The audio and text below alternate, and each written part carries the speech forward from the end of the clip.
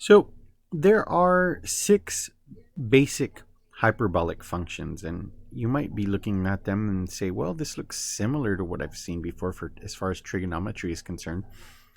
We've got the hyperbolic sine, the hyperbolic cosine, the hyperbolic tangent, hyperbolic cotangent, hyperbolic secant, hyperbolic cosecant. Now, the difference is in the way that these are named. So if you look here, it looks like sine hx, cosine hx, tan hx. They are actually pronounced a little bit differently than maybe you might think. So what you have to understand here is the way to say them.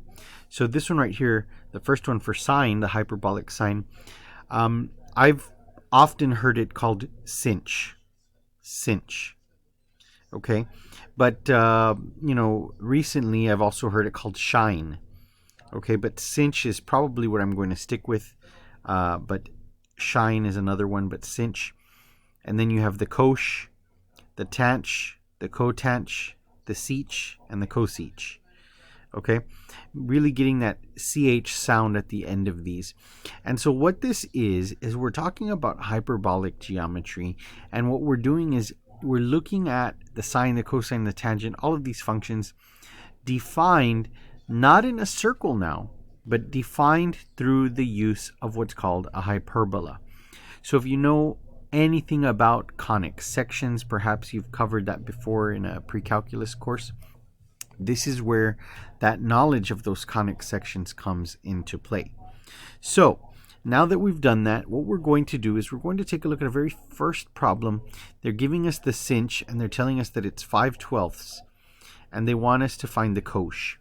So I'm going to pan out here a little bit, and I'm going to show you the identities for these hyperbolic functions. So we know the cinch, we are trying to find the cosh.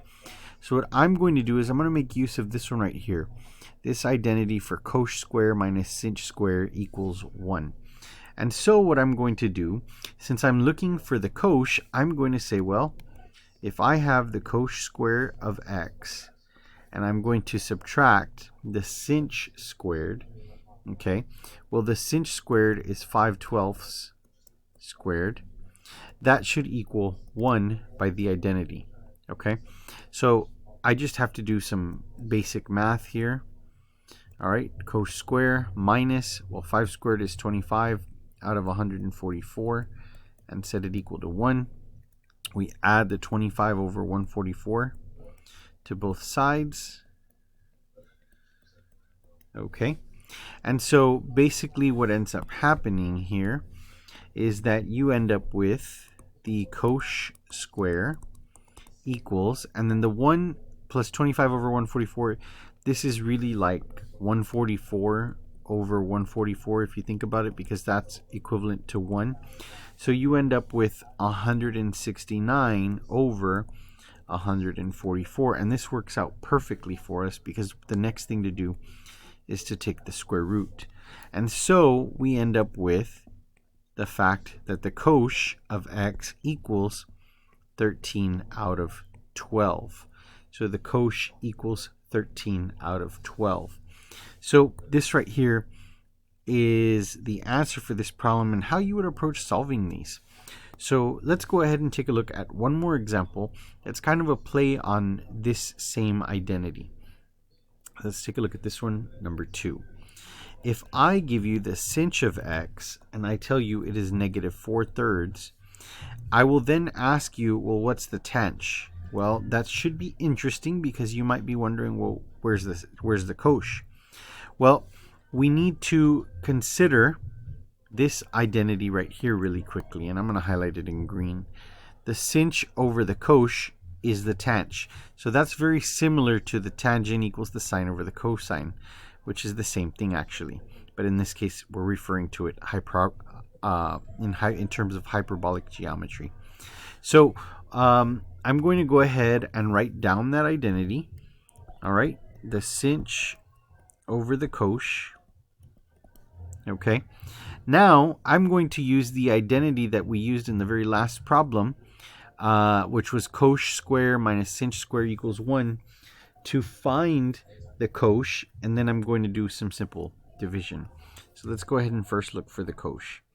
So the cosh square of x minus, and then it's going to be a negative 4/3 square equals 1. So let's see what we've got here.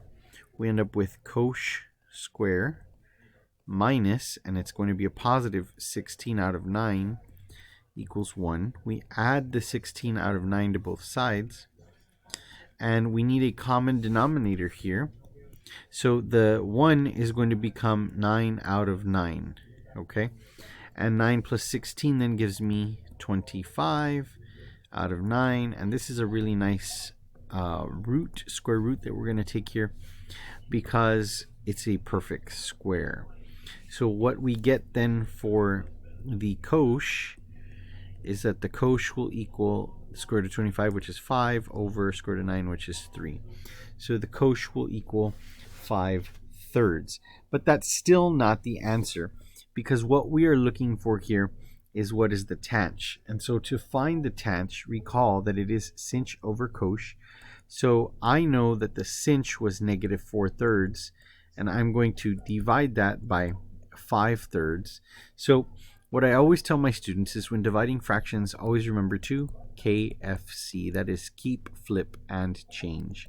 So we have negative 4/3 divided by 5/3, so it will be negative 4/3 times 5/3. I'm sorry, times 3/5. I forgot to flip the fraction. Take my own advice there. So times 3/5. There we go. And we end up with something that looks like this, negative 4/5. So this right here is what the tanh looks like. This is what the tanh equals for this function, and it's the hyperbolic tangent, if you will. And let me highlight that or box that in red for you. Okay, so again, the answer to this problem, again, we're applying identities, but we needed to know something first about these hyperbolic functions, and we went ahead and did that. So as always, I hope this video was helpful, and remember, like and subscribe.